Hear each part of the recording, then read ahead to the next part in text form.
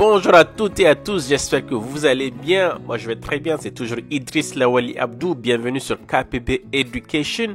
Aujourd'hui dans cette vidéo, je vais vous parler particulièrement de la bourse Eiffel. Oui, j'en ai déjà parlé plusieurs fois, mais aujourd'hui, cette vidéo est une annonce pour vous dire que la bourse Eiffel et la candidature pour la bourse Eiffel ont été lancées. C'est ouvert. Qui peut candidater pour la bourse Eiffel? C'est bien sûr les gens qui souhaitent aller étudier gratuitement en France pour le master ou le doctorat. Oui, c'est possible et c'est grâce à la bourse Eiffel. Et en 2025, tu auras cette opportunité-là. Dans cette vidéo particulièrement, je vais vous parler du coup des critères pour postuler à la bourse Eiffel, des avantages, mais aussi vous parler des différentes matières qui sont éligibles. Donc restez jusqu'à la fin, je vais parler de tous ces éléments et c'est très important de comprendre chaque étape avant de commencer à postuler. Comme d'habitude, chaque année, on fait aussi des lives et cette année, on va vous faire le live dans 2 semaines.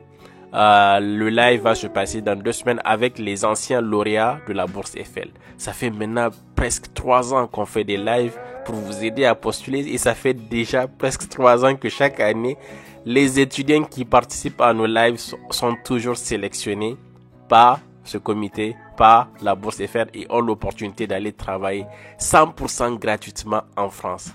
D'ailleurs, je vais vous donner du coup des indices avant même de commencer à en parler. La bourse Eiffel vous permet d'avoir par mois, je dis, pour ceux qui partent pour le master, c'est 1180 € par mois. Ça, c'est même pas donné, même pour les employés qui ont le salaire minimum en France, ils ont quasiment ça. Et si vous partez pour le doctorat, vous allez avoir 1800 par mois. 1800 par mois, sans compter le logement. Donc, c'est énorme comme pas possible. Restez, comme je l'ai dit, jusqu'à la fin pour tout savoir de cette bourse. Allez, c'est parti. Juste après le générique, je reviens. Go!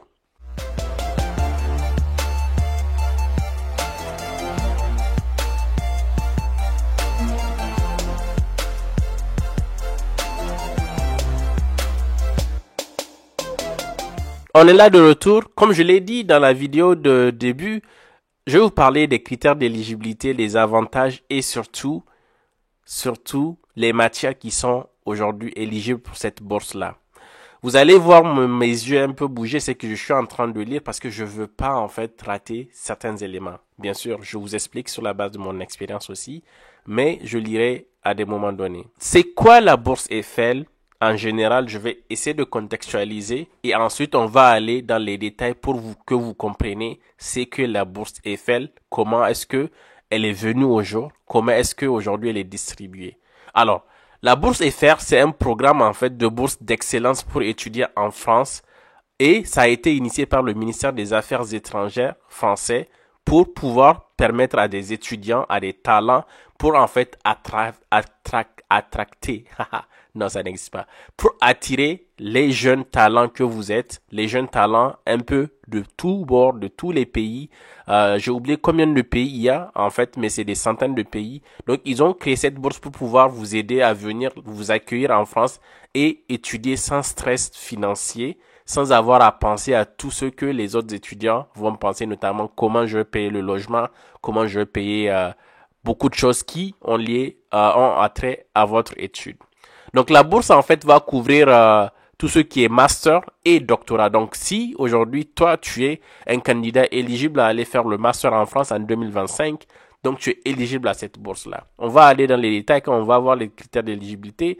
Mais en fait, si aussi, pour ceux qui partent faire le master, c'est une bourse qui peut couvrir vos études entre 12 à 36 mois. Et pour le volet doctorat, si vous voulez aller étudier le doctorat en France, ça va couvrir entre 6 mois et 36 mois. On sait que le doctorat en France, c'est 36 mois, c'est 3 ans en général, ça peut aller plus, mais c'est entre 3 ans et 5 ans. Et 6 mois, pourquoi? Parce que vous pouvez aussi candidater à la bourse Eiffel pour aller faire un post-doc. Les post-docs sont généralement des périodes très courtes qui peuvent aller de 6 à plus. Donc, c'est pourquoi on parle de cela.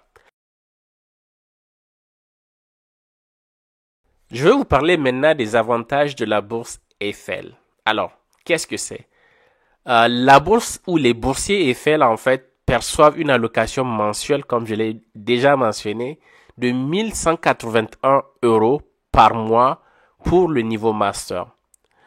et de 1800 € par mois pour le niveau doctorat. Donc, à cela va s'ajouter l'hébergement, du coup, au CROUS ou une allocation de logement pour ceux qui veulent résider en résidence privée, c'est-à-dire en dehors du CROUS.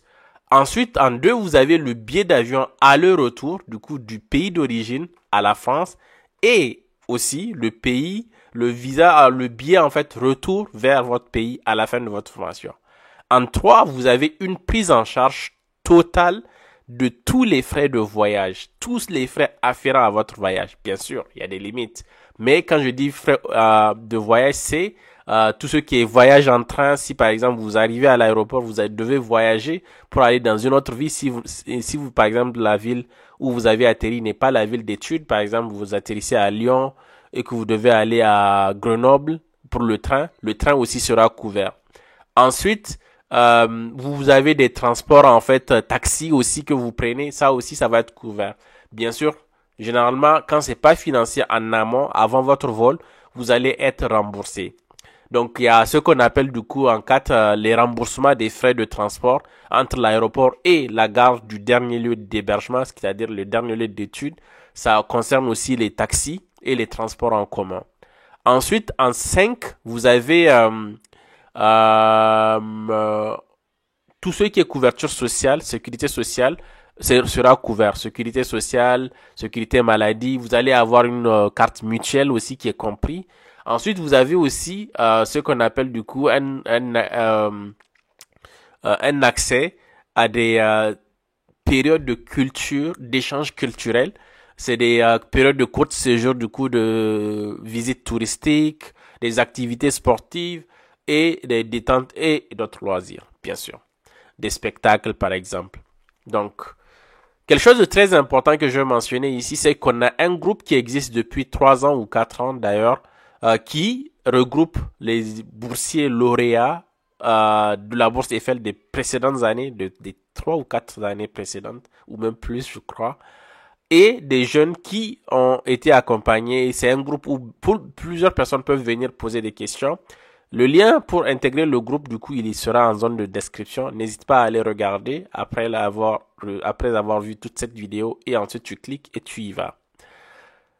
Attention, s'il vous plaît, si vous savez que vous n'êtes pas éligible après que j'ai parlé des critères d'éligibilité, n'allez pas dans le groupe où vous pouvez aller poser vos questions. Si vous pensez que vous n'êtes pas éligible, vous pouvez juste quitter le groupe. On essaie d'avoir en fait le maximum de personnes éligibles pour que les informations qui sont données dans le groupe puissent aider.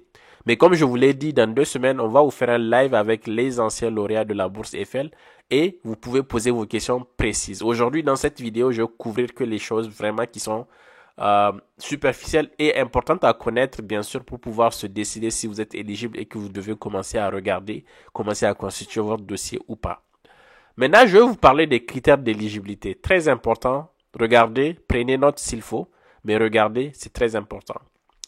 Donc, les critères d'éligibilité, bien sûr, la bourse Eiffel, c'est une bourse d'excellence. Donc, par excellence, on veut dire, vous devez refléter en fait une performance académique bien sûr exemplaire dans vos études antérieures. Et aussi, par exemple, pour le doctorat, on va essayer de voir la pertinence du coup et l'originalité de votre projet de recherche, bien sûr, que vous voulez proposer. Ensuite, dans un deuxième cas, en fait, il faut être de nationalité étrangère, pas française. Et aussi, il ne faut pas avoir de double nationalité dont une des nationalités est française. Vous ne serez pas éligible dans ce cas-là. Le troisième critère, c'est le critère d'âge. Donc, les candidats qui ont plus de 27 ans pour le niveau master ne sont pas éligibles. Vous devez avoir 27 ans à la date du coup ou sur la période de candidature qui est de 2025. En résumé, vous devez être né en fait avant ou après plutôt le 31 mars 1997 pour pouvoir candidater à la campagne de 2025. Pour le niveau doctorat, l'âge minimum requis ou maximum, l'âge maximum plutôt, l'âge maximal requis c'est 32 ans lors de la candidature, c'est-à-dire vous devez être né après 1992, le 31 mars 1992. Donc, ça, ce sont en fait les différents critères qu'il faut respecter pour la partie âge. Ensuite, le quatrième, du coup, élément qu'il faut respecter pour les critères de sélection, c'est le niveau linguistique. Vous le savez, vous voulez aller étudier en France, en français. Si vous venez d'un pays francophone, il n'y a pas de souci. Mais il y a certains pays francophones, en fait, où on exige, du coup, des certificats de langue comme le Maroc, l'Algérie, la Tunisie, le Cameroun aussi, je pense, pour la zone anglophone, l'Éthiopie, enfin, il y a beaucoup de zones où, même si vous parlez français, souvent ils exigent en fait que vous repassez le test. Donc, il vous faut le test de compétences linguistiques. Dernier critère, du coup, les candidats qui sont actuellement inscrits en France dans des universités françaises ne sont pas éligibles. Il y avait des années où il y avait des ouvertures, beaucoup de gens pouvaient postuler, mais en fait, je pense que ça, c'est révolu, c'est plus le cas. Attendez ce qu'on appelle le Vadenicom, j'arrive jamais à le prononcer, c'est une sorte de livret en fait qui vous dit tous les critères de l'année en cours. Donc ça, c'est hyper important aussi à avoir. Donc ça, c'est ce que je voulais vous partager en général. La dernière section, la dernière chose qui est importante pour pouvoir se décider si vous voulez candidater à la bourse Eiffel, sont les domaines d'éligibilité. Chaque année, il y a des domaines qui sont privilégiés par l'équipe de sélection. Et cette année, les domaines, par exemple, pour la science et technique, c'est la biologie santé, la transition écologique, mathématiques et numérique, sciences de l'ingénieur, ça c'est la partie technologie. Il y a aussi tout ce qu'on appelle dans la partie sciences humaines, vous avez tout ce qui est histoire, langue et civilisation française, si vous avez besoin ou vous voulez approfondir. Il y a aussi sciences politiques, qui est hyper important. Donc, si vous voulez aller étudier la gestion, l'économie, vous avez le droit, ça aussi, c'est éligible pour cette année. Donc, ça, ce sont les éléments qu'il vous faut regrouper. Donc, dans cette vidéo, je récapitule. J'ai parlé des différents avantages où j'ai mentionné, du coup, les montants de la bourse, 1800, 1181 pour le master. J'ai aussi mentionné du coup les différents critères d'éligibilité. Il ne faut pas que vous soyez de nationalité française, mais il faut aussi avoir de l'excellence académique. J'ai aussi parlé maintenant du coup des différents domaines qui sont aujourd'hui éligibles pour cette année. Donc j'ai parlé de tout ce qui est la partie sciences et techniques. Donc vous avez la biologie, santé, transition écologique, mathématiques, numériques, sciences de l'ingénieur. Vous avez la partie sciences humaines où vous avez les droits, sciences économiques, économie, gestion, sciences politiques. Donc ça, c'est ça globalement qu'il faut retenir. Donc vous avez les informations basiques pour savoir si cette année vous devez postuler ou pas.